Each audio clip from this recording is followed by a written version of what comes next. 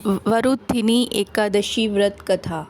महाराज युधिष्ठिर ने श्री कृष्ण से कहा, हे भगवान, आप मुझे कोई ऐसा व्रत का विधान जिससे पुण्य मिले। तब भगवान श्री कृष्ण ने कहा, हे राजेश्वर, ऐसे व्रत का नाम वैशाख मास की वरुथिनी एकादशी है। यह सौभाग्य देने वाली और सभी पापों को नष्ट करने वाली है।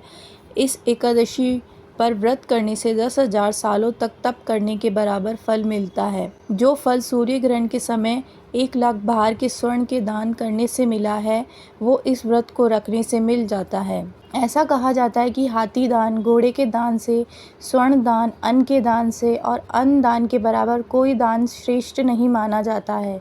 अन्न दान से देवता, पितृ और मनुष्य तीनों तृप्त हो जाते हैं।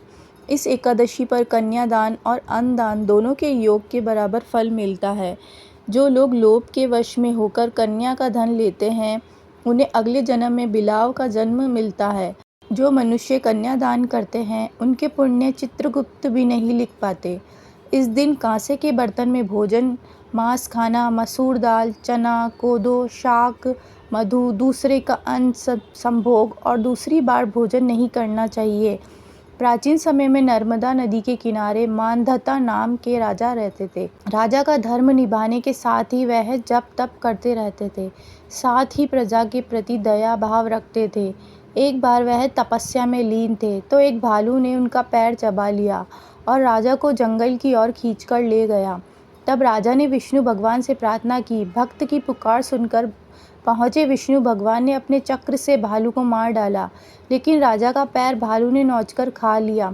इस बात का राजा को बहुत दुख था। राजा को दुखी देखकर विष्णु भगवान ने कहा कि राजन, भालू ने जो तुम्हारा पैर काटा है वह तुम्हारे पूर्व जन्म का पाप है, जिसकी सज़ा तुम्हें इस जन्म में भुगतनी पड़ रही है। राजा ने इससे मुक्ति पाने का उपाय पूछा तो भगवान विष्णु ने कहा, राजन, तुम मेरी वाराह अवतार मूर्ति की पूजा वरुथिनी एकादशी का व्रत धारण करके करो। इससे तुम्हारे पाप कट जाएंगे और व्रत के प्रभाव से दोबारा अंगों वाले हो जाओगे। इसके बाद राजा ने वरुथिनी एकादशी का व्रत धारण किया तो उनका पैर फिर से सही हो गया।